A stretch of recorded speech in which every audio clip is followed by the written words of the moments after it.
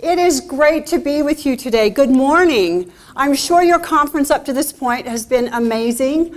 I'm really excited to present today, Build a Successful Teamwork Culture. Think of all the teams that you're a part of. You're a part of a family team, a neighborhood team, a community team, perhaps a church team, a work team, and of course the UPEA team.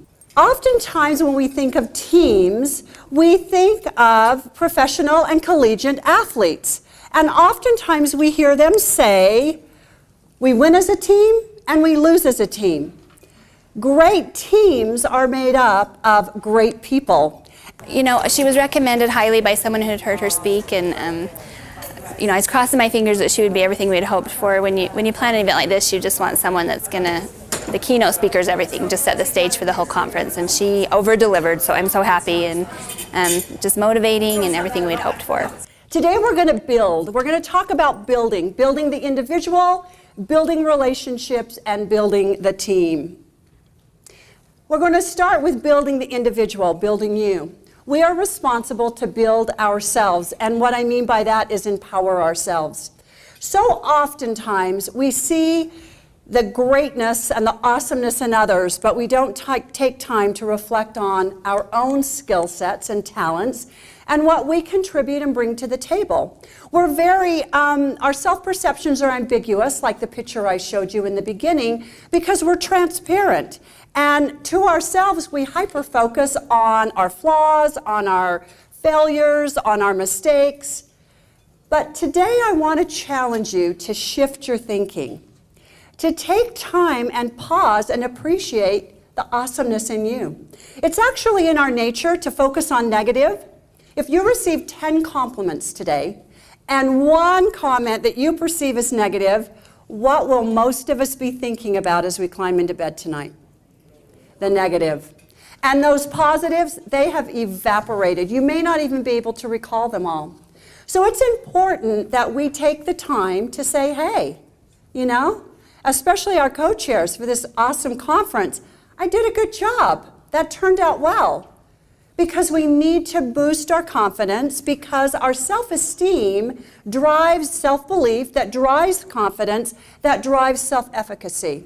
And self-esteem is actually learned, it's not inherited. So the good news is we can change our self-esteem by changing our mental mindset about ourselves. I really enjoyed it. I felt that she was very personable, very energetic, and she understood and knew her information she was going to present to you and knew it backwards and forwards. I think what I'm going to take away from it is that even if you're feeling down, you can always change your thoughts, and so also make sure that you're staying positive about yourself and it will reflect positively in your work. Now, building relationships. Building relationships starts with connecting and collaborating. We want to see value in ourselves, but we want to see value in others as well, and tell them. We might see the value, but express to them the value that you see in them.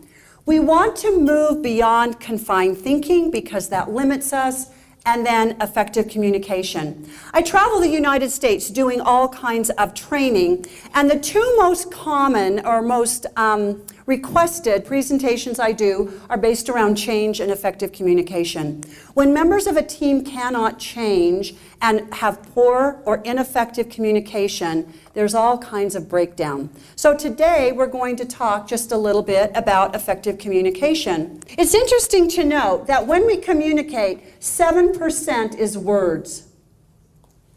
Then we have 38% that's voice tone, and 55% that's body language. So 93% of communication is nonverbal. Teams are built on relationships, and we want to know that our team members have our back, and we want them to know that we have their back. That comes through trust.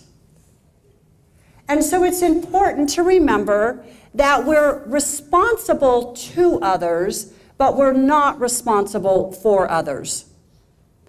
It's not your job to save the world. Be receptive, own your actions. If we don't own our actions, we can't change our actions. And then invite feedback. Be open to feedback, because teams are about working together and differences. There's all kinds of research out there that tells us that teams that are very much alike aren't nearly as productive as teams that are very different. Well, I'm really excited to take this back to my own team at my office and really focus on working on me, because then I know if I work on me, I can also get my team to work on them, and then we could be a better team. We've talked about building the individual, building relationships, and now let's talk about building the team. We need to welcome diversity.